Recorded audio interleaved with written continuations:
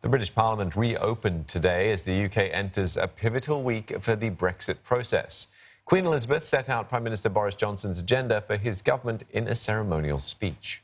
It includes legislation that is required to implement a Brexit deal. My government's priority has always been to secure the United Kingdom's departure from the European Union on the 31st of October.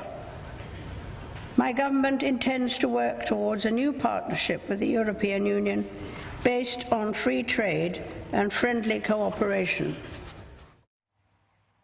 The Queen's speech comes amid uncertainty over how and when Britain will depart from the European Union. EU and British negotiators spent the weekend behind closed doors in Brussels, but failed to reach a breakthrough. Discussions centred on future border arrangements between EU member Ireland and Northern Ireland, but Ireland has said a Brexit deal may be possible in the coming days. Technical talks continue in Brussels today ahead of Thursday's European Council summit. Now, for more on this, we're joined by our correspondent, Ollie Barrett, in London. Ollie, what was significant about the Queen's speech in the context of Brexit?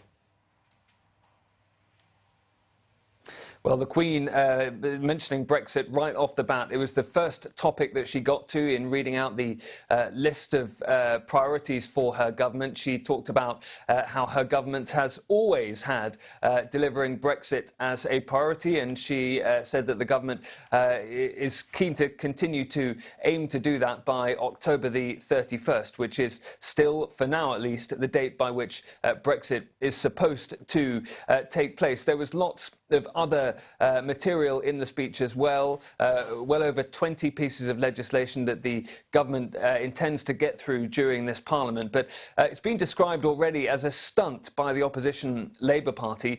This Queen's speech slightly different from some that have gone before, in the sense that Boris Johnson's government does not have a majority in Parliament, so knows that it won't be able to pass much, if any, of this legislation anyway. So in effect it was ramping up again for a looming general election. It was a wish list from the government rather than a clear set of priorities that it feels it is realistically going to be able to get to in the coming weeks and months. Ollie, intense technical discussions taking place today. Tell us more about, what's happening, or can you tell us anything about that? Well, we can't tell you too much because the various sides here are keeping their cards pretty close to their chest, and that may well be a good sign, actually. When you do get into these final stages of negotiating, the two sides do tend to agree to try and keep the leaks to a minimum, to try and keep the detail to themselves, to give themselves the best chance possible of reaching a deal. Whether a deal can be reached, though, remains to be seen. Certainly some optimism continuing on both sides, but some realism as well. The UK and the European Union acknowledging that there is still some distance between the two negotiating sides as they try and reach a deal before that crucial summit later this week. Yeah, Ollie, one last question for you about the European side of things. So we understand the European Council summit is set to take place this Thursday and Friday. Could that have any significance or impact?